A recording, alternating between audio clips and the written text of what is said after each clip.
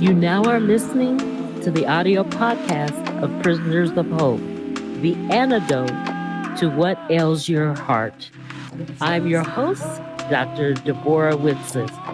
So come on in, pull up a chair, and open up your mind as you get ready to receive the download that hope will bring.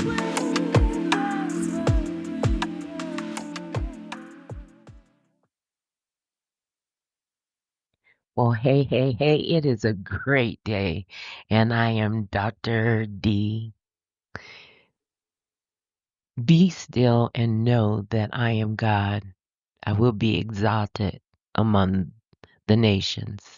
I will be exalted in the earth. That's Psalms 46:10. This is one of my pull in case of emergency um, verses, break this in case of emergency. It tends to calm me down. It calms my mind down so I can think clearly. Being still before God reflects surrender. This verse calls us to cease our striving and recognize God's sovereignty, trusting that He will be glorified. Yes, He will, and His purpose will prevail.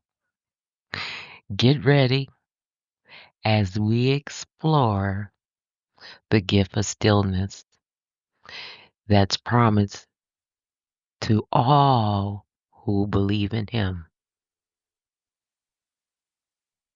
Being still is hard for those who are hyper.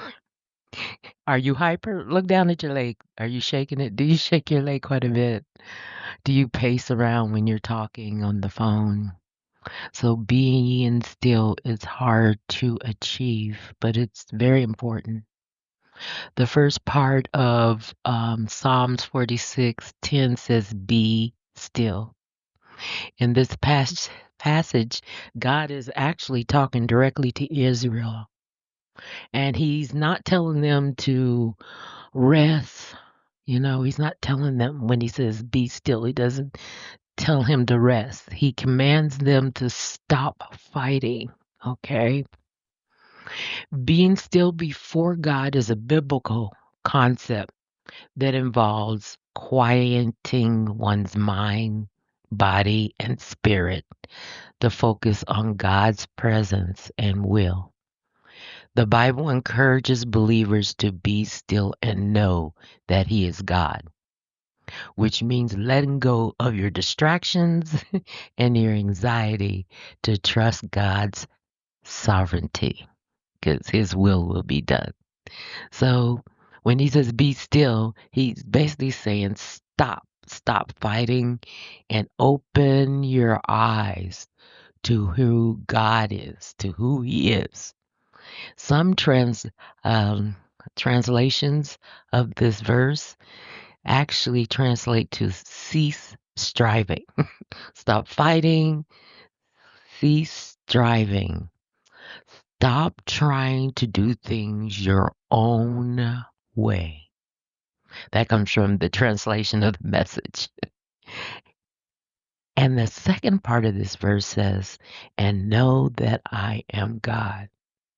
Man, I tell you, it is easy to be fearful when things aren't going well or when you're faced with challenges and conflicts in your life. In the midst of your struggle, however, God tells His people to wake up and recognize who is on their side. If God is on your side, that's a majority. Okay. Who is on your side? That's what God is saying to Israel, to be still and know that I'm here. I'm on your side. This reminds me of a story in the Bible about Elijah was a prophet and he had a servant, and I guess they were getting ready for a battle. It was one of those A kings that were after them. Okay. And his servant was very, very nervous. Matter of fact, 2 Kings 6:15 15 through 17 talks about that. And so when the servant of God got up early in the morning, he saw there was an army and horses and chariots. They were surrounding the whole city. And he was like, oh no. And he runs to Elijah and he goes, oh no, my Lord, what should we do? And Elijah says, don't be afraid, for those who are with us are more than those who are with them. Then Elijah prayed for God to open the servant's eyes so he may see. The Lord opened the servant's eyes, and he looked, and he saw a hill full of horses of fire all around them. Now, the point of this story is God is with you. It's a spiritual battle. It's unseen, and there is more on your side because God is there. So, achieving this silence and stillness is very important. It is a subjective, personal process, which basically means that each person has his own methods that work for them. There is no right or wrong way. Here are some suggestions that I have used to achieve stillness in God's presence. First, I tend to start with prayer and praise. I just begin to count my blessings. And it's amazing when I begin to count my blessings. It almost puts me in that monotonic state where I'm just one with God and I can listen, I can hear. Um Start small. Your people and actually I will tell a story the second half of this where I used this passage and I went on a 6-hour walk and I meditated on the verse I'll be talking about in a minute. But I've been doing this for years. So maybe 5 minutes. You start with 5 minutes. Maybe it's 3 minutes. You are comparing you to you, not to somebody else. Well, I prayed for 24 hours. Well, okay, that's good for you, but you start small, so you won't get defeated. It's kind of like working out. I was a marathon runner and I do long hikes, not now because I have a hip problem. But I tell people who used to run with me, okay, I'm gonna run 10 miles. Um, if you never run, maybe we'll start with a mile. So tomorrow you'll be able to run a mile. So if you start with 10 miles, you're not gonna walk a half a mile tomorrow. Mute ancillary noises. What I mean by ancillary, extra noises. I mean, if you have a television on in the back or you have your phone blasting unless there's something on your phone that you're meditating on. So get rid of ancillary noise. I usually take a hike. Colorado is beautiful. We have a lot of forests. We have a trail in which the Olympic team trains on. It's called the Santa Fe Trail. It's one exit south of where I live, and so um, they'll train on that trail, and it goes to a lake called Palmer Lake. So it's real quiet. So it's a real nice place to achieve silence, stillness in the presence of God. Meditate on your verse. I mean, you could have a emergency verse. I meditate on the verse Psalm 46:10. Be still and know that I am God. And each each sentence I would take away from be still and know that I am God. So would be still and know that I am.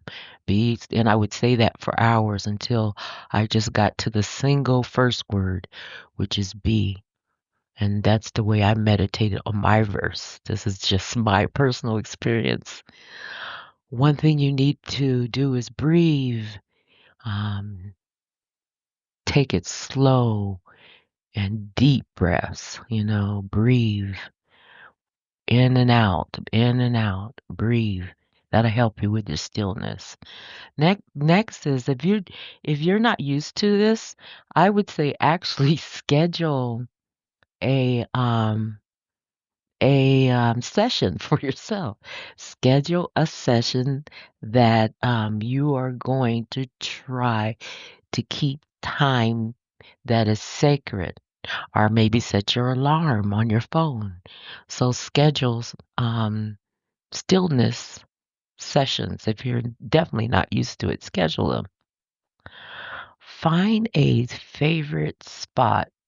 Again, you can experience stillness anywhere. Um, but you can if you find a particular spot. Some people have like a prayer closet. I'm a hyper person, so I usually go on a hike. Okay. That's my special spot. So find a favorite spot, helps you. It gives your brain a signal that you're going to spend time with God. And last but definitely not least, use your imagination. Sometimes I imagine that I'm walking with Jesus, he's walking with me. Or I might stop and sit on a stump, a tree stump, and he's or a bench on the trail, and he's sitting with me. Sometimes when things are real bad and I'm in need of a spiritual hug, I crawl up in his lap and enjoy his warm embrace. Use your imagination. Some more strategies in achieving the gift of stillness.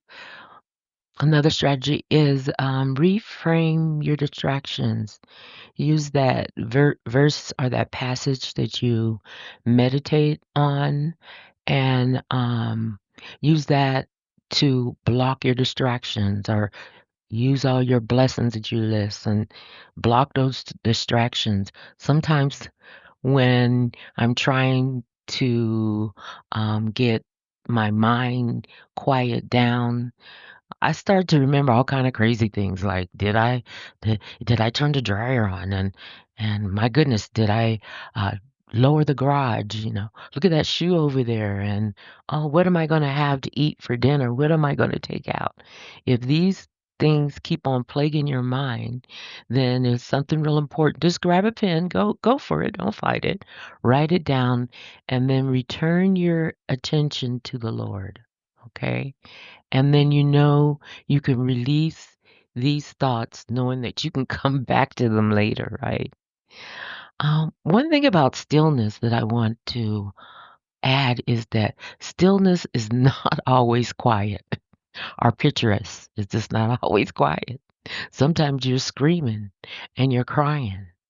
You're asking God, what? Help me, I need help, save me. Matter of fact, if you look in the Bible, the story of Hannah, Hannah must have felt so much turmoil the day that her husband's other wife began to tease her and throw in her face that she was childless. I can almost see Hannah wailing before the God, crying out her soul and pleading for a miracle. In fact, she made so much of a fuss that Eli, the priest, thought she was drunk. She wasn't. Hannah was a desperate woman full of sorrow who simply could not wait still any longer. Matter of fact, if you look at 1 Samuel 1:15, she says, I'm a woman who's deeply troubled. I am not drinking wine or beer. I'm pouring out my soul to the Lord. So achieving stillness is not always quiet. Since we had 10 different methods to achieving stillness, let me go through them real quick and review them because there's a lot. Not in any particular order, but I do start with prayer and praise. Um, Make sure you start small. Don't try to do a marathon at first. Get rid of the ancillary noises. Only the things that you're going to focus on. Maybe mute your notifications on your phone so it's not beeping and getting your attention. Meditate on the passage or your verse or your blessings. Breathe. Take slow, deep breaths. Schedule stillness. Practice stillness. You have to practice it. Once you practice, it doesn't take long to get in that wall. Athletes call it the wall area, where you're like monotone, and you're very, very sensitive to everything that the Holy Spirit has to say. Find a favorite spot is another strategy. Reframe your distractions. If something keeps on popping in your mind, use those blessings to reframe it. And if it keeps on popping, write it down, let it go, and get back to God. And realize that sometimes stillness has you pleading with God. I wasn't quiet when I was reciting, "Be still and know that I'm God." I was talking real loud in the middle of the forest. Be still, be. I know that I am God. There have been times when I've been screaming at God. When my other son was injured, I was screaming, "What are you doing?" I kept on screaming, "Help me, what are you doing?" Um, and as I was talking, I forgot one more. Use your imagination is very important. Sometimes you have to picture God being right there and you crawl up in his arms. Okay. So I hope that was um, helpful, and it has you considering how important that stillness is. The next time we will address more the importance of stillness in your spiritual journey. And we'll be looking at best practices that help me to listen, as I receive the gift of silence and stillness. Until next time, signing off, Dr. D. My hope is that this journey has been fruitful and you're able to take it and apply it to your life. Until next time, tune in again for the Prisoners of Hope podcast. God bless.